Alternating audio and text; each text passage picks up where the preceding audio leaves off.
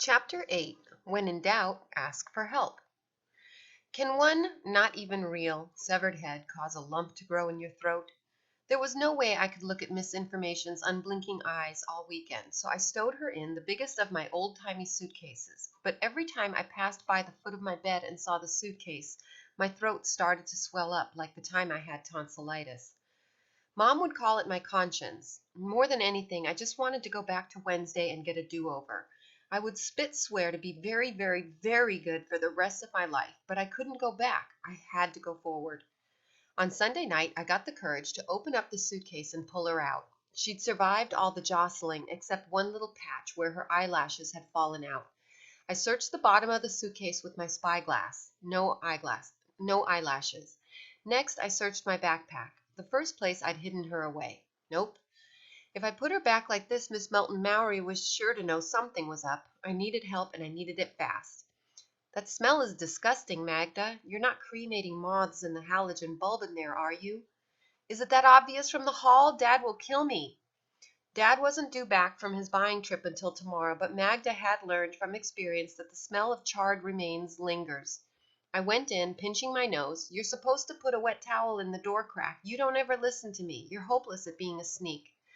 Magda opened the window. I'm burning samples of hair I collected from our carpet. I want to take them with me to Greer College to see if I can still recover DNA. Cass, they have a scanning electron microscope there. Do you have any idea what those things cost? We're allowed to bring as many samples as we want. Magda stared out the window, no doubt imagining a magnifying lens as big as her bed. I plan to put that thing to good use. You're not going until August. So I bought a 3-ring binder with 10 vinyl sleeves for microscope slides and enough mounting medium to bring 72 samples. You didn't find any of her hair, did you? I produced Miss Information's head from behind my back. Once I get this back on her shoulders, I don't want any evidence linking me to her abduction. You mean its abduction, Magda corrected me. I agree with you. We should practice calling her it in the event of a court case. No, I didn't, but when I was looking for my old mounting slides in the basement, I found this. Magda pulled open her top dresser drawer and handed me a fuzzy black and white photo of a woman with a spear in her hand. She was bending over a dead elephant. Its tusks had been cut off. The back of the photo read, "Hunting poachers. Too late." Who's she? I asked. I'm pretty sure it's Great-Grandma Reed. The dates fit, and remember she had all that stuff from Africa in her apartment? Great-Grandma Reed hunted poachers, and she sends me to etiquette school? Where's the sense in that? Search me. Magda reached over and pulled out a single strand of Miss Information's hair. Maybe that's why it smells so bad in here. Maybe I did burn some of this hair. Inorganic material gives off a stronger smell. Whoa, wait a minute, Cassidy. Hand me that magnifying lens. I think this is real hair. What? What? Jack's voice echoed mine as he pulled himself through Magda's bedroom window. Open window, 3 heads. Sorry, I couldn't resist. Miss Information has real hair, I told him. They must have scalped somebody for it. Magda had Miss Information's head wedged under her arm like a football, pulling out one strand at a time. She examined each hair under her lens. They probably just bought someone's hair, Cassidy. Magda examined something on her finger before sticking it in my face. Do you realize that she's losing eyelashes too? That's what I came in here for. Please don't tell me those are real too. Oh man, I have the worst luck. If I find them, can you glue them back on with your slide stuff? Mounting gel? No, that won't hold permanently. I'd check the bottom of your backpack if I were you.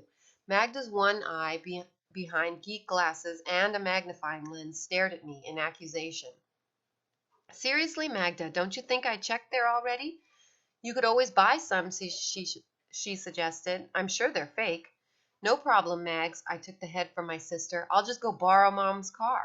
I know who has fake ones, Jack said. Bree. Magda nodded. Jack's right. She has lots of makeup stuff.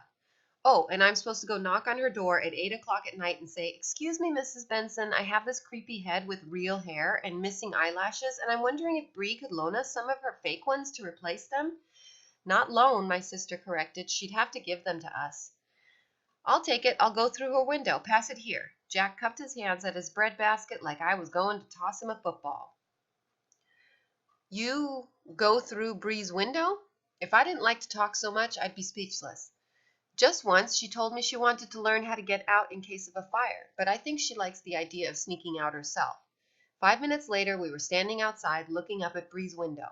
Wait a minute, doesn't sneaking out of the house net you some bad karma? Jack shrugged. You know the rules better than I do. He tossed a couple of pebbles at Bree's window. Nothing happened. Maybe she's not home, I said. We could use a little of Miss Information's hair to make our own eyelashes. She's probably had she probably has her headphones on. Well, try this. I handed Jack a rock the size of an ostrich egg. That might break it. Gee, you think? I got some karma amnesia and hurled it there myself, missing the window by inches. The window flew open and Bree's leg was dangling in midair before Jack could say, "We'll come up." I need the practice. I watched Bree lower herself like Catwoman with, was that one of Jack's manila climbing ropes? Phew, how'd I do? Faster than green grass through a goose, Jack said, patting her on the shoulder. I'm teaching Jack some southern sayings, Bree explained. That one's my aunt's favorite. It's like faster than grease lightning. How much of a beating can one karma take? Now, how can I help you two? Bree pulled her long hair out of the back of her shirt, the same thing Jack had taught me to do so hair didn't get caught in the rope on the way down. Jack held out Misinformation's head. Well, look at this pretty thing. Where's the rest of her? In a recycling bin, Jack said. That's not true, is it? Don't worry, I said. It's just cardboard and they don't pick up until the day after tomorrow. I'll get her back by then. We need to know if you've got some fake eyelashes. She's missing a few. I can do more than that. Bree turned the head this way and that, admiring it from all angles. I would love this head to practice my hairstyles. What I can't figure, she held Misinformation up so she could see her better in the porch light. Why would they give blue eyeshadow to a blue-eyed lady? What difference does it make? I asked Bree. Can you do it?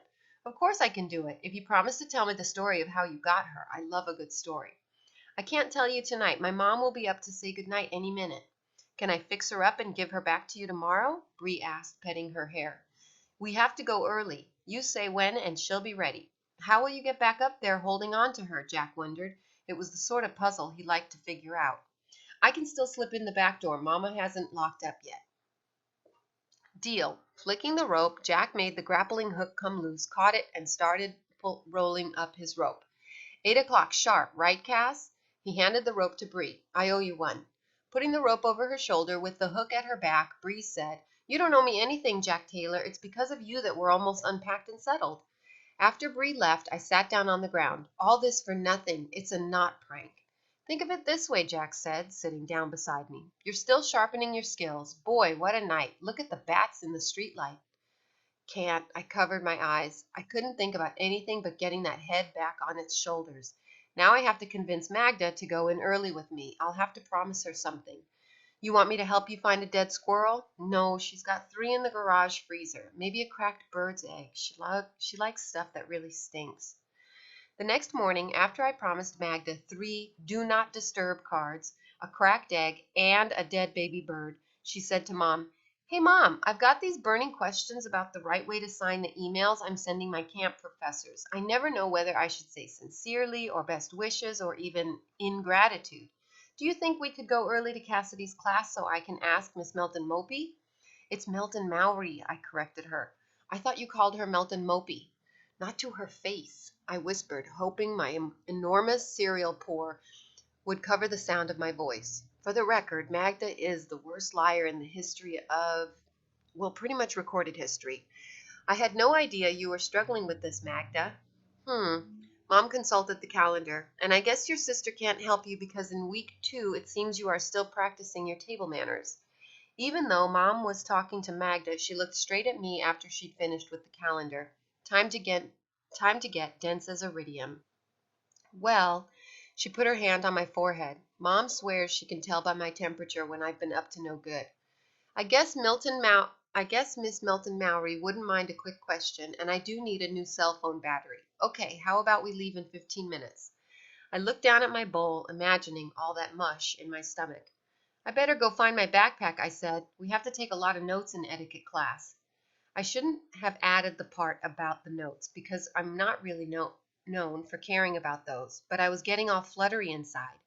This was starting to feel like one of those bank jobs on TV where the cops are waiting for the robbers in an empty vault. Slipping out the back door, I ran over to Breeze, where I found her sitting on the porch with the head in her lap. Instead of just shoving the head in my backpack, Bree held it up for the whole neighborhood to see. Take out these pin curlers right before you put her head back on, and tuck a few strands of hair behind her left ear. That's her best side. Thanks, Bree. I reached out for misinformation, but Bree took the backpack instead, unzipped it completely, and laid the head inside like it was a present. Hold it like this, she instructed me, cradling the backpack like a baby. And no jostling. I used cement glue. It needs a full 24 hours to cure. Whatever. That's a powerful amount of paper you need to take notes with, Mom said as I got into the car. Mom really should have gone into police work. She knew I'd done something already. Once I heard her say to Dad that the only way to get me to straighten up and fly right was to let me suffer the consequences of my actions. Delton was right about this being a prank in a death spiral. Anybody got a paper bag? I asked. Feeling sick, dear? When we arrived at the school of Poise and Purpose, we said goodbye to Mom and waited for her to pull out of the parking lot before hightailing it around to the back alley. Quick, get the rest of her out of there. I found the empty milk crate for Magda. Remember, get the rest of it. This is no time for a grammar lesson, Magda. Fish her out. Magda lifted up the lid. Ooh, it stinks in here. I think I have provided sufficient evidence to demonstrate that when Magda says it stinks, it really, really stinks. It was perfectly clean last Wednesday. Well, it is a recycling bin. I told you leaving her in here for so long was risky. There's been a big dump of something. Get me a stick. I found a broom wedged between the recycling bin and the trash bin and handed it to Magda. As Magda stirred up the boxes with the handle of the broom, she added, "And when will you learn, Cassidy? There is no such thing as perfectly clean. There's always residue. Boost me up, will you? I can't see." Holding Magda's foot in my hand, I tried to stay steady as she rooted through the bin. "Nope, sorry, Cass, she's not in there. But it says right here, no pickup until—" They didn't pick up. The boxes are still there. I guess somebody must have found her. Magda, you're the one who keeps telling me. I sat down on the ground. Who steals a dummy with no head from a recycling bin? We better go in and tell your teacher, Magda said, before Mom gets back.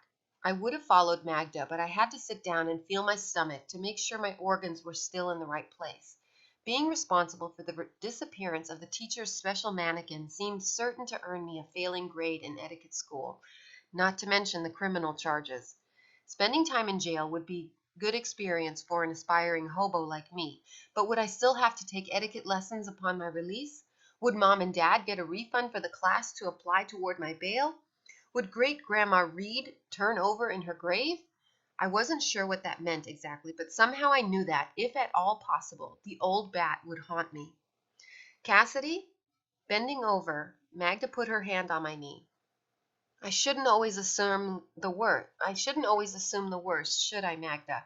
Janai says we create our own reality. Maybe we can maybe we can find Misinformation's body around here somewhere. Cassidy, I found her. You better come look. We stood behind a big cement pillar, staring into the School of Poise and Purpose. There sat a headless Misinformation. Her skirt was torn, and there were red smudges on her blouse. She looked a little worse for wear, as they say. Across from her sat a police officer. Magda, is there a shipwreck worse than the Titanic? No, Cassidy, there isn't. The jig's up, then. Time to take my punishment. I walked through the door and placed my backpack at the officer's feet.